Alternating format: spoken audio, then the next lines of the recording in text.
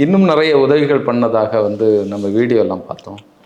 அந்த நபர்கள் கூட இந்த உதவிகள் எல்லாம் எங்களுக்கு கிடைச்சது அப்படிங்கிற வீடியோக்களோ இல்லைன்னா அதுவும் சொல்ல மாட்டேங்கிறாங்க. அதுவும் வர மாட்டேங்குது. ஆனால் நல்லது பண்ணியிருக்காப்புல.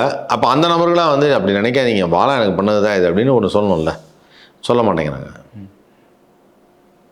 எங்கே பாலா மாற்றப்பட்டாருன்னு நீங்கள் நினைக்கிறீங்க? ஏன்னா இயல்பில் அவர் நீங்களே பேசியிருக்கிறீங்க, பலரும் பேசியிருக்கிறாங்க. அவருக்கு வரக்கூடிய வருமானத்தில் இதை செய்வோன்னே உதவி கேட்குறாங்க, பலரும் வாங்கியிருக்கிறதாக முன்னால் பேசியிருக்காங்க. எந்த இடத்துல இந்த திசைவழி பயணம் மாறுதுன்னு சொல்லி நீங்கள் நினைக்கிறீங்க? அதான் எங்கே உங்களுக்கு பெரிய ஒரு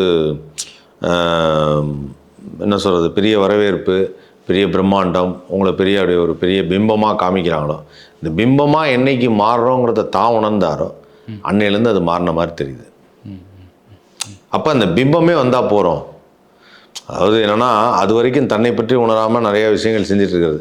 அதுக்கப்புறம் ஒன்றும் இல்லை, அண்ணா நீங்கள் வந்தால் போகிறேண்ணே அப்படின்னு ஒன்று சொன்னோன்னே ஓகே அப்படின்னோன்னா அந்த பிம்பம் வந்துடும்.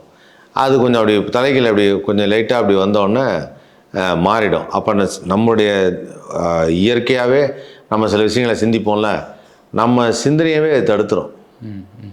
அந்த ஒரு போதை அதுதான். ஆமாம், அது ஒரு சின்ன போதை இருக்கும், புகழ் போதைன்னு சொல்லுவாங்கல்ல. இல்லை, எல்லாருக்குமே அது உண்டு. ஒரு எழுத்தாளன்லேருந்து எல்லாருக்குமே தன்னுடைய பெயர் உண்டு, எல்லாருக்குமே உண்டு. ஆனால் நான் சொல்கிறது என்னென்னா, அதை அதை அதை மீறி வர்றது தானே மனித குணமாக இருக்கணும்.